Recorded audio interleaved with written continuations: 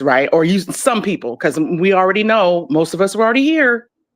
But the ones that they did sell, the ones that they sent over, if this was because of y'all was warring, y'all was fighting, y'all tribes, you overcame the tribe, you sent your enemies you sold your enemies, right, to the Europeans, to America, whatever. Okay, so you won. You won.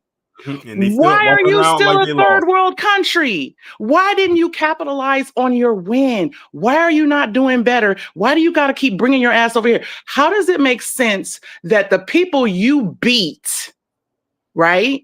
The people you conquered, you beat, you won the war, your fight with or whatever. How is it that now you want to come over to the country that they got sent to as a punishment? And you're now, and after they've built it up, they went through all this shit, built up this country, and now you want to come over here because you still didn't do shit with your win? What the hell? And that's what kills me when they come in spaces trying to talk mess.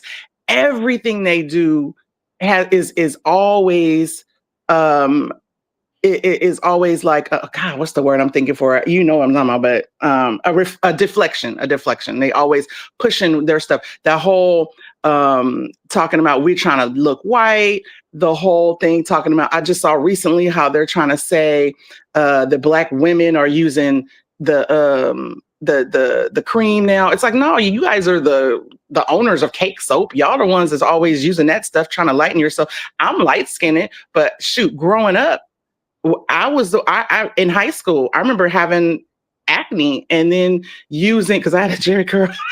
I'm telling on myself, telling them how old I am too. But I remember somebody telling me about Ambi. What did I use that on? The dark spots, the little scars. And you couldn't tell now looking at me that I cleared up, but that was what it was for. Or, sometimes, your elbows or whatever. But we didn't go around. My thing was I was a little melanin challenged. And if I couldn't find my color makeup, I always had a hard time finding my shade. I used to use the darker shade. I'm not going to use a lighter shade. I wanted to be darker. I don't know if you noticed this, and I'm glad you said that, but I don't know if you noticed this, but in Walmart, they literally have a whole, like in the like the pharmacy cosmetic section, because they're like over there together.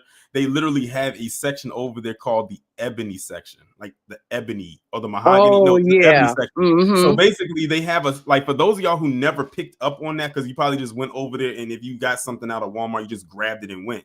But literally, if you look, there's literally a label or a sign over there that says ebony, which is basically just a section that's designated for people who have melanin. I've never seen it or seen it written, but I've seen the section where you see nothing but, and that's your section. But I've never seen it. They might. I'm in Sacramento, California, so next time I go in there, I'm gonna look. And I never noticed that, but I had saw it on the picture. But I said, it's different. A picture, it could be like Photoshop or something like that if it's a good Photoshop job. But then I actually went in there and saw it for myself, and my mind was blown that they actually had that as a title for that section. And literally that's where all of like the products that has a black face on it that Black people use, whether it's for their hair, for their skin, like they have it literally all in that. It was all in that one little spot. Wow. I'm gonna have to go in there and check it out next time I go in. But yeah, that was one of the things, and I can remember that because growing up, I'm born in the early 70s, but it's like growing up in 70s, 80s, 90s, it was always Black is beautiful. That's when people talk about the African American. I never liked that. I told my baby sister, I said, I never liked that. She was born in 87. So growing up, she'd always heard African American when they was pushing that crap on us. But I was in high school and I was like, I've always hated it. I remember when I first heard it, I said, I ain't from Africa. So I ain't no freaking African. I said, why aren't they called European Americans then? Or Euro Americans? I said, I don't wear an Afro. I'm not an Afro American. I'm Black. Black is beautiful. I'm Black and I'm proud. Say it loud. What happened? Peace to the great Godfather of Soul. Shoot, James Brown. Come on now. So I never I hate when people talk about that or they say it. And anytime I hear somebody say African American, I always think, okay, you might not be FBA because you're using that too much. And we don't like that. I've never liked it. I've always been Black. I don't care who you ask. Hey, do you know what the official Black History Month theme song is? What? I'm Blacc, y'all, from CB4. Oh, shut up. It's not the official. It's not the official song. Not the official, right. I designated it as that. Like the 1st of February every year, I have to listen to that song. As silly as the song is, it resonates. I'm sorry, it does. Yeah. It does. I used to be so proud my son was born in February because I was like, yeah, my son was born during Black History Month now. So that was I don't know how Alan Payne got through that shot. And the thing is, that's the opening shot of the movie. That's how the movie starts off. I don't know how many takes they had to do, but I'm telling you right now, without laughing, because it's funny. It's funny to listen to, but it's also a fire catchy song at the same time. It is, yeah, because you don't say nothing else. It don't say nothing. It don't say nothing. And it does make you proud, you know. Yeah. But you know what? That's funny because nobody else got nothing like that. That's us. That's all us. But the second thing I wanted to say, before I wrap this up, with that whole with Trump coming out saying that I ain't never been a Trump fan ever. When he first in the 80s, every rappers used to put him in their song. And somebody was saying something about how the rappers always talk about him. Do you know Morris Day has a song about Trump? I didn't know that. Check it out. Look it up. I forget what it's called, but I think it says something. I don't know if it says something about Trump money or it was something or want to be rich. It's something about him wanting to have Trump's money. Want to have money like Trump. Yeah. So, because I was listening to his one of his albums, I was, I be in my old school mood and I was feeling like listening to some Morris Day. And I downloaded his albums, The Time, that stuff, nostalgia for me. And I listened to, I was like, I never heard this whole album. I'm listening to it. I said, what? He got a song about Trump. I said, so they all use it, but I never liked him. But I will say this, they always say a broken clock is right twice a day. Mm-hmm. There are some things he has done that I've agreed with. Even the first time he ran for president, I was like, this is a joke. But I mean, I know it kind of seemed like the wall sounded ridiculous, but I was like, yeah, whatever you could do to keep them illegals from coming over here, this wall. I mean, the fact that he's saying, oh, we're going to get them to build it. Well, we already know that's not going to happen. But I was in agreement with stopping all these illegals from just coming over. I was like, I hope it's something they can do. But when he said about getting, not closing the borders, not letting these people come over here, I'm like, thank you, please, and stick to it. Don't make excuses. Don't leave no loopholes. Don't let them come over. And I just said, I hope he is going to get rid of all of these politicians that are tethers and I don't know if that's possible. I don't know if he can. I don't know if he can work some kind of way. I know that Ilhan Omar, whatever her name is, and all those people in Minnesota, I know he's going after them, but I'm like, get them the F out of here, get them out. And then I don't understand how one thing I will say is, how they talk about the Italians, and in order to be made, you got to be able to trace your lineage and know where they came from. You can't be unless you're only. I don't understand why we weren't that strict with gatekeeping when it came to running for any offices, not just a presidency, any office here in the United States. People should have had to prove that their lineage was from here, not from not from somewhere else or not some damn immigrant, because too many of them have been able to get in and then they just screwed us over. But I'm glad we back. I'm glad the ancestors looking out for us. I'm glad we all coming together and we fighting against this mess. And hopefully we can definitely see some improvement in the future, because we got to get them the hell up out of here. That I'm just too through. And and unfortunately, me being in California and old punk ass Newsom, the crap he's doing. But I'm like, but that's your big homie though. Yeah, I didn't vote for him.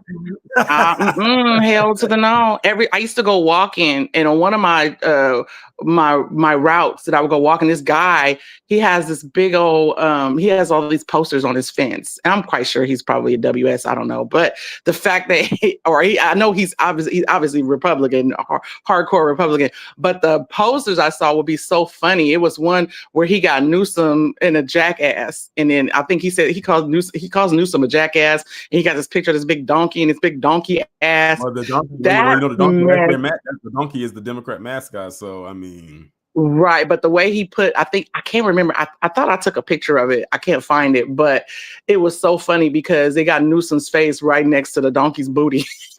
Oh. And it's just hilarious. I said, this dude. And listen, that's literally the definition of shithead. Man, who are you telling? Right? Oh my gosh. But yeah, that's all I wanted to say. I had to put my little 2 cents out there. I have other stuff to talk about, but I know you got to get other people up there. And that's my two little points I wanted to just throw out there. But thank you so much for having me. Before you go, it's I'm not going to say what it is because you had talked about quite a bit, but something you mentioned in your the conversation we had is actually going to be the topic of my deep dive on Wednesday.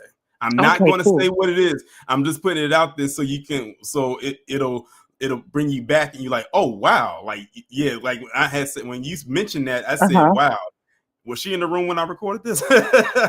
Oh, okay, yeah. So, I don't know, but I mean, so much stuff going on. Exactly. So tune in on Wednesday because something you mentioned is going to be the topic of that deep dive on Wednesday. Okay, cool. I will definitely. I work both jobs, but I'll be listening during my first job. So if it's early enough, I can be listening in. If it's late, I'll have to catch it later. It'll be at 11, so your time, it will be early enough. Oh, perfect. Okay. Well, thank you so much for having me up. I appreciate you, Torian. Keep doing what you do, and B1 FBA all the way. Exactly. Shout out to Miss Stacy for coming up. Next up, we got Jesse out there in Colorado. What's going on? B1 salute, certified salute to you, Torian, certified salute to the chat and all the mods. Shit, I don't even know where to start. Okay, so I want to talk about Black Alpha's stream last night to start it off, but Miss Nisi kind of stole my thunder on that. But yeah, that was something to behold. I had never seen a stream like that, and I too, like Joseph, started off on Professor Black Truth, Jason Black, and Tariq, and Phil Scott. I've been listening to Phil Scott about as long as I've been listening to Professor Black Truth. But that started me on my journey of the B1 network, as I call it. I call it the B1 network because every day there's somebody to tune into from the new Blacc Media. And I myself, I consider myself a member of the new Blacc Media and a signal booster for the new Blacc Media. Line Blacc News been around for 5 years. And we were on Blogtalk Radio with Shabaka's Black Experience Enhanced for another 5. So we got a combined 11 years now of doing this content. So yeah, that was dope. That was dope to see that many people in the live. I was like, damn, I want to be like him when I grow up. But I want to talk about that. Then Miss Stacy got on the migrants. I'm like, yeah, them damn illegals got to go. We dealing with it here in Colorado. Like, they take over our city council meetings every Monday. For those that don't know, I've been attending my Denver City Council meetings for like the past 10 years.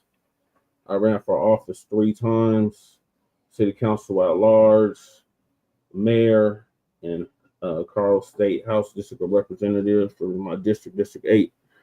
And yeah, enough is enough of this. The malign neglect got to end. These damn Democrats got to go. I'm in one of those Democratic majority states, and these Democrats have ran our city and our state into the ground. Our Black people are suffering the most out here. We're the most that's unhoused out here. I'm the one that changed the terminology from saying homeless to unhoused. I said they unhoused neighbors, but they're still part of the community. These men still to this day, Tori, in the chat, they don't give me credit for it. But Lady K want to talk about that Darity. She wants to say something about that Darity thing. Okay. Like Darry Rivette. Sorry, I was expecting to speak. I just want to say that I like the character of the other Black gentleman in the military. They for psychic abilities, either remote viewing or like tracking something, but he get in everybody's head.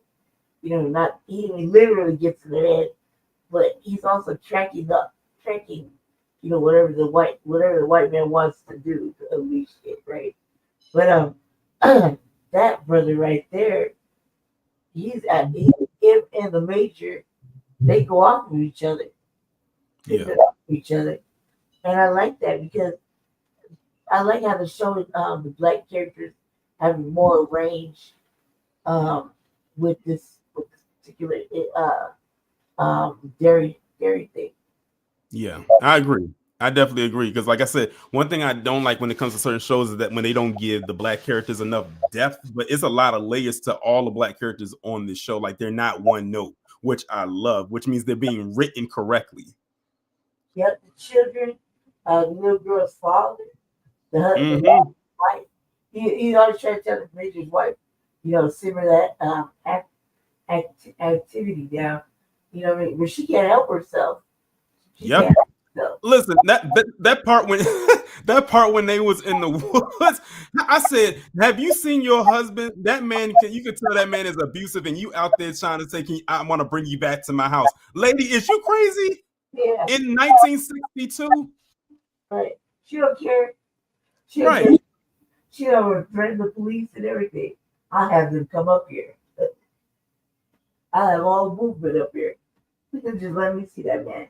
She over there getting permission from the dude's mama to go up in the jail. Acting like a whole lawyer.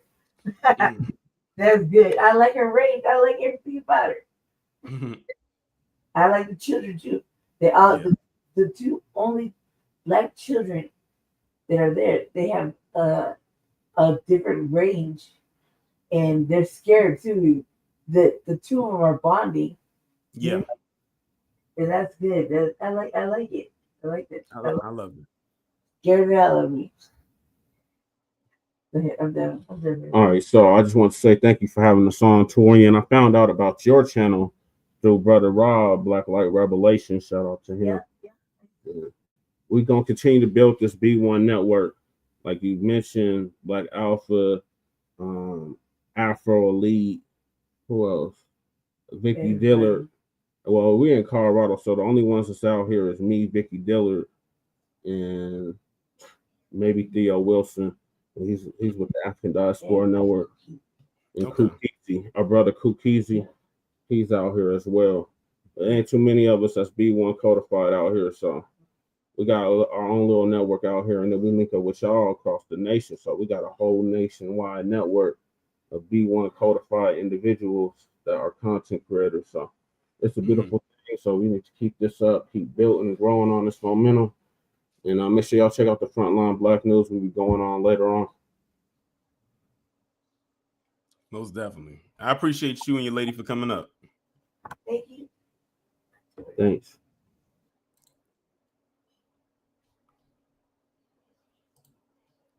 All right, we got